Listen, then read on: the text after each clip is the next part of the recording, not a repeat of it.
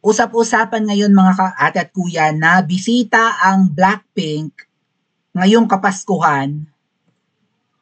Hindi nga lang ako sure kung legit ito pero pinag-uusapan pa. May ilang nag-post. Hindi mala hindi malayong true lala But we'll see. One of the person kasi na nag-post ito, medyo mga sarcastic yung post niya eh. So, malay natin, pang-asar lang, di ba? But, usap-usapan nga po na magiging bisita sa Kamangyang or palasyo ng, hindi malayong totoo to. Actually, mamaya i-discuss ko yung next topic. Party na naman sa Kamangyang. Yun yung hindi natuloy na vlog natin kanina. Second topic na lang natin.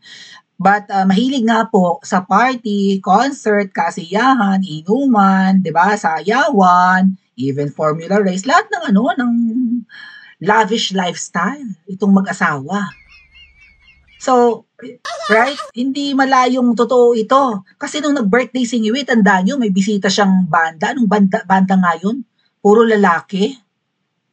Na dumating pala ng Pilipinas, ang mga may mga flight attendant na nag-send ng photos. Anong banda nga yun? Puro lalaki sila. Boys to Men? Was it Boys to Men? Sikretong bisita. Alam nyo, technique talaga yun sa palasyo eh. Kapag may mga event, at saksi ako dyan, dahil ako ay part ng Ensaymada, di ba? Ensaymada Vloggers. Pero 6 months after, nag-quit ako as Marcos Vlogger. Kasi nga, kakaiba eh. Ang daing red flags. Nung pinatawag ang mga vloggers sa Kamangyang, mga kababayan, bago natin i-discuss itong Blackpink. Blackpink, yung Korean band na, parang Spice Girls ang datingan. Right? Sila yung parang girl band na matunog ngayon. Okay, anyway. Nung pinatawag ang mga vloggers sa palasyo, bawal kaming mag-live. Mga vloggers kami, pero pina-turn off yung aming mga camera phones, mga gadgets. Habang kinakausap kami ni Amoy Kulob, yung secretary na pinaltan ni Auntie Claire. Yeah, si Cheloy ba yun? Pina-turn off yung aming mga gadgets, pati si Bukangkang nando, di ba kaharap ko yan? Si Bukangkang. So, bawal mag-live. At ang sabi sa amin, sabihin nyo lang kung ano yung mga kailangan nyo kasi di ba may grupo nga kami, may president, may mga secretaries, ganun, may mga members. Organized naman yung mga vloggers nun eh. 2022 pa lang, first 6 months pa lang niniwi. So, bawal mag-live and then after nun, nang pumunta kami ng Malacanang compound sa isang resto na wala na namang kanin, Diyos ko po, mga vloggers malakas kumain ng kanin. Ang pinakain sa amin ay omelette, Shanghai, and what else? Parang yun lang. Egg omelette, Shanghai.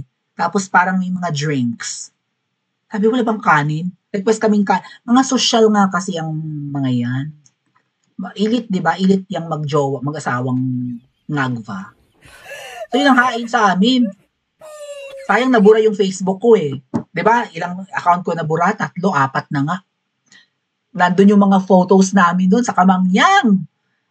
Nag-request kami ng kanin. Diyos ko po. Anyway, bawal mag-live and then ang sabi sa amin, balik kayo, mapatawag ulit namin kayo like after a month. And say for example, pumunta kami ng August. September, babalik kami ng palasyo at haharapin na raw kami ni Liza Fer. Red flag. Sabi namin, bakit si Liza Fer ang haharap sa amin? Hindi naman siya presidente. Hindi naman siya ang ipinunta namin dito sa palasyo. Sino yung sinamahan naming mga vloggers noong panahon ng kampanyahan? Kanino kami bumubuntot? Kaninong mga meeting de avance kami bumubuntot? Sa unit team, kay VP Sara at kay Ngiwi. Tapos, pumunta kami ng Kamangyang para mag-hi ulit, di ba? Sir, kumusta? Presidente ka na ngayon, nag-succeed tayo, ganyan-ganyan, di ba? Dati, kandidato ka lang na sinasamahan namin. Kaming mga vloggers, para kaming human shield kasi takot na takot kaming mas sniper yan, nakapalibot ang mga vloggers sa kanya. 'Di ba? Kapag alanganin ang lugar. Human shield nga ang mga vloggers. So kasama namin ng kampanyahan and then nung nanalo na hindi namin makaharap, ang iharap sa amin si Botod. Ano 'yun? Yun pala, yun na yung sign mga tet kuya na si Botod pala ang nagpapatakbo ng Pilipinas. Siya ang dapat naming harapin. Kasi si Ngiwi, antisocial talaga yan. Okay, nagtatago yan, takot yan sa maraming tao, kaya siguro ayaw din niya ng, 'di ba, ng crowd. Kasi nung kampanyahan, nahihila na yung kamay niya, nagkaka-injury, nagkakasugat-sugat na raw siya, drama. Malay natin drama lang din yun, ayaw lang talaga yun. Hindi lang talaga siya people person. Oh, so, biro mo yun, ang iharap sa amin si Butod, hindi si Ngiwi. Sabi namin, nami-miss namin yung sinuportahan namin. Ba't si Butod ang haharap sa amin? And every time na may kasiyahan sa Kamangyang, lalo na yung meet and greet na Ensaymada ang hinain sa amin, kaya kami tinawag na Ensaymada Vloggers, or at least silang naiwan, di ba? Yung meet and greet namin noong December, na supposedly Christmas party na yun, December 10, bawal ding mag-live. O biro mo yun, bakit bawal? Anong pagkakamali at ano ang pangit na masasabi ng presidente na bawal ma-cover ng mga vloggers? Tapos ano, yung pa-picture, hindi pwedeng ano, no, selfie-selfie, ganun. May official photographer. So kung si Butod kasama mo sa picture, i-edit mo na yung picture bago i-send sa mga vloggers. Kung kasama mo sa picture, right? O, kung si Ngiwi naman ang kasama sa picture, syempre yung pinakamagagandang photos ang ibibigay sa vlogger kasi may official photographers. Kukunin mo sa sariling Facebook nila, sa Facebook account ni Ngiwi. O, i-save mo at i-re-upload mo, ganon. Pero sabi mo kami yung magti-take mga video-video ganon, bawal ating. Kung walang baho at walang tinatago, bakit bawal? So ayan nga po, may mga event sila, 'di ba? May mga kasiyahan. Uma-attend pala yan ng mga kasal, nagnininong sa kasal na wala tayong kaalam-alam, right? Nasa abroad, nasa kasiyahan, habang naghihirap ang mga Pilipino. O binabagyo, unang taon pa nga lang yan, bumabagyo, nasa kasal yan eh. Right? Umattend, nagninong sila, deny to death. Bawal nga silang kunan ng picture, bawal mag-live, laging ganyan. Bago umattend ng event, dapat may mga bawal. May mga sekretong concert na may mga nag-leak ng mga photos. Siguro yung ibang mga bisita, mga kababayan, kasi ang mangyayari yan, at dadating kayo sa venue. Halimbawa sa isang, halimbawa sa Okada, sa parang event center ng Okada, halimbawa lang, bago ka pumasok sa venue, i-deposit mo muna yung phone mo. Ibigay mo yung phone mo doon sa bantay sa gate. Parang ganun, parang yung bibili, parang papasok ka ng mga groceries, iiwanan mo yung bag mo doon sa sa package counter. Ganun ang ganap. Siguro yung ibang mga bisita, dala-dalawa yung phone. So nag-deposit na yung isa, akala nila wala pang ibang phone, walang 'di ba? Extra phone sa bag. Ganun. So yung iba nakapag-leak ng images, ng photos, 'di ba? Nakapag-take ng palihim na may mga party-party pala talaga silang palihim. So itong Blackpink mga ted kuya, malamang sa alamang truly ite. Anyway, ito nga po yung post ng balita ngayon. Oh, simpleng Pasko kasama ang Blackpink sa palasyo. O yung sabi, umapila si Ngiwi Jr. sa lahat ng tanggapan ng pamahalaan na iwasan ang magarbong Christmas party bilang pakikiramay sa mga kababayan sa lanta ng sunod-sunod na So, wag na tayo magpasosyal, no? Maging payak na lang ang ating pagdiriwang kuning-kuning dahil ang ating mga kababayan ay nasa lanta, parang nakakahiya naman yun, no? Rubbing salt to their wounds na tayo nagpapasosyal, magarbo sila naghihirap. O kaya naman yung ipagpapagarbo natin ay donate na lang natin sa mga nangangailangan. Ay, Ngiwi, ikaw, anong trabaho mo? Nasaan yung budget ng Pilipinas for emergency? Di ba may contingency funds? Di ba may emergency funds? Nasaan? Quick response funds? Nasaan? Inaubos nyo na? Tapos ang gusto nyo, mga Pilipino ang tumulong sa kapwa Pilipino. Tarantado. Kinakaltasan nyo ng buwis at matik na nagbabayad ng buwis yung mga Pilipino tapos walang balik? Napupunta sa bulsa nyo? Ganun ba yun? Trilyon-trilyon ng budget ng Pilipinas? 'Di ba? Matik na kinakaltas sa sweldo, matik na dinadagdag sa mga bilihin. Tapos hindi kayo makapagbalik ng mga habang buhay na buwis na 'yan. Pinagbebenta niyo yung mga GOCCs, mga pag-aari ng gobyerno na dapat sana'y kumikita ng pera, right? Like mga geothermal plant, ganon.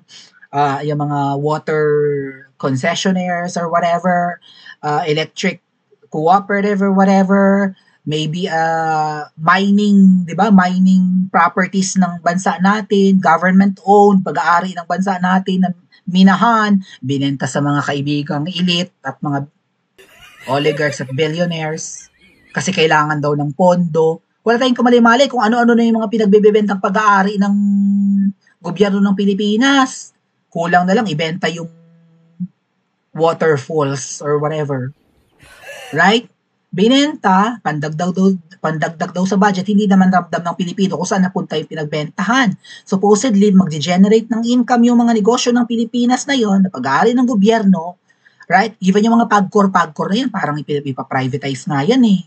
O, pagkor, di ba yung mga gambling kineme, ibebenta yan sa mga mga negosyante, ipaprivatize. Maraming pinaprivatize, pati palengke, alam niyo ba yun mga kababayan? May mga public market na pag-aari ng gobyerno na supposedly makakatulong sa mga bayan-bayan at syudad kung ano man yung generate income niyan, like yung mga rentals ng pwesto, binibenta sa mga private corporations, mga mayayamang tao at ginagawang modern market, moderno, no? Nire-rehab, nire-renovate ang palengke, tapos ang palengke na yon hindi na pag-aari ng bayan nyo or ng lugar nyo, pag-aari na ng private individuals, ng mga corporations, tapos ang mahal na ng renta. Saan napunta yung pinagbentahan nun? Benta ng benta. Boy benta kaya yan. Maraming boy benta ngayong panahong ito. Tapos ganyan, gusto nyo ang mga tao magtipid, maghigpit ng sinturon at magtulungan na lang? Anong ginagawa ninyo? Obligasyon ng gobyerno yan ngunit sa gitna ng panawagang ito para sa simpleng Pasko, may pasabog si Cavite 4th District Representative Kiko Barsaga matapos ibahagi ang impormasyong imbitado umano ang K-pop group na Blackpink sa Christmas party ng Malacanang. Nagsalita na bang Malacanang patungkol dito mga kababayan? Na dinispute na ba nila to? Simpleng handaan lang ang LGU sa Pasko, tapos si Marcos may Blackpink sa Malacanang. So siguro yung mga Christmas parties ng mga munisipyo, City Hall, right? Mga health centers, even DepEd, gano'n, kung saan-saan man. O mga DSWD, kung anong mga opisina dyan sa local government, mga barangay hall, magtipid raw. Pero ang palasyo may Blackpink, ay kakaiba ating. O wala na talagang pag-asa ang Pilipinas. Ayon sa mga ulat, nakataktang bumalik ng Pilipinas ang Blackpink ngayong November 22-23 para sa kanilang Deadline World Tour, dahilan para lalo pang umigting ang spekulasyon. Habang nananawagan si Ngiwi Jr. ng simpleng pagdiriwang, marami ang nagtatanong kung magiging simple lang ba ang Christmas party ng Kamangyang kung may Blackpink sa lineup. Dadating pala ang Blackpink sa Pilipinas at hindi malayong bumalik yan para exclusive na mag-perform sa palasyo.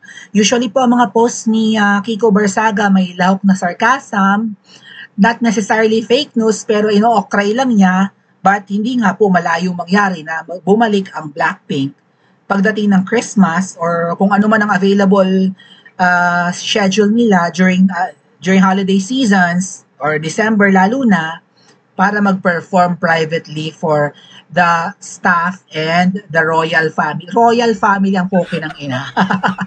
Anong kabudulan ito? So ano sa palagay yung mga kababayan? Totoo kaya na may mga secret parties ang Kamangyang nang hindi natin nalalaman at lihim kayang magpe-perform ang Blackpink para pasayahin ang magjowa, ang 3 anak na binata at ang mga staff sa palasyo? Mag-imbita kaya sila ng kanilang mga elite na kaibigan? 'Di ba? Mahilig sila magpa-party Malay natin may exclusive talaga silang pa-concert. Gawain nila in the past, hindi malayong gagawin nila to ngayong Pasko. Baka mamaya gawin talaga nila yan dahil nga, malay natin, huling Pasko na natin, so lubos-lubosin na natin. Tama ba? Comment po sa comment section at mag-like and subscribe din po kayo.